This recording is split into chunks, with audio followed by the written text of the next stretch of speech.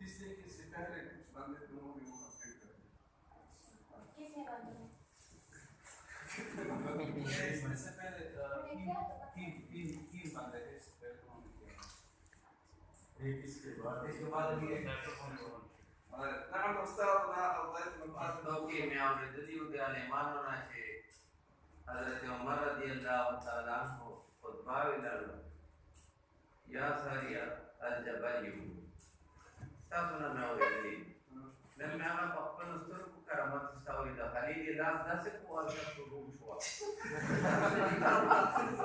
خليل itu kaji keramat dah ya hak tenan mau خليل لا سكوا أشوف لا لا سيكون كمان من الأستاذ اللي بقوله ده كمان kita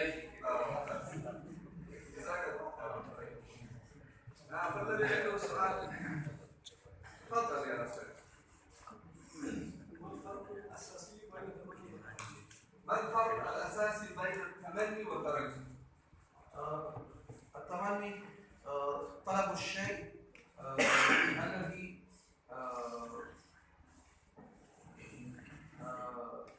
لا يتوقع ومثلا لا نستطيع نحصل عليه. ترجي. طبعا مثلا ليت الشباب يعود. لا ليش الشباب يعود يوما؟ نعم. فهو لا يأتي بعد. لا نستطيع أن نأخذ الشباب. فالتبدي فيه طلب الشيء غير ممكن. والترجي طلب الشيء محبوب الذي فيه يرجى لحصوله ولديه كما قال الإمام الشافعي رحمه الله أحب الصالحين ولست منهم لعل الله يرزق لي صلاحا فلعل هو يعني إذا عمل عملا صالحا وهذه فرق بين آخر الذي عنده سؤال تفضل. هل يمكن لك أن تأتي بالمسند جملة في المثال؟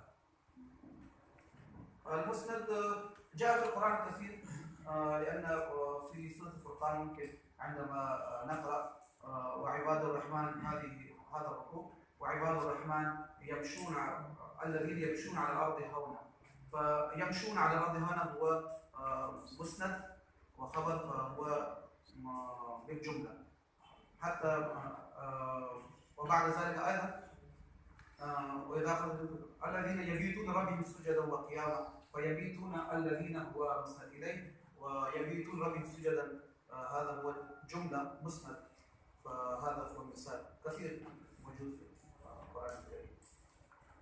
نعم. ما هو نوع بلاغي في لا إله إلا الله محمد رسول الله؟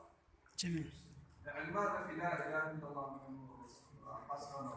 في قصر هناك أقسام للقصر مثلا القصر الحقيقي والقصر الإضافي كما قال الشيخ سالمي ففي لا إله إلا الله هناك قصر حقيقي لأن ليس هناك واحد معبود موجود في القائمة فقصر حقيقي هو يشتمل لعموم السلف فهو ليس موجود هناك إله آخر فلا إله إلا الله فيه قصد حقيقي. جزاكم الله خير الجزاء على نعم يعني كل واحد يريد أن يسأل سؤالا لأن المجال قد فتح لكن الوقت لا يسمح لنا.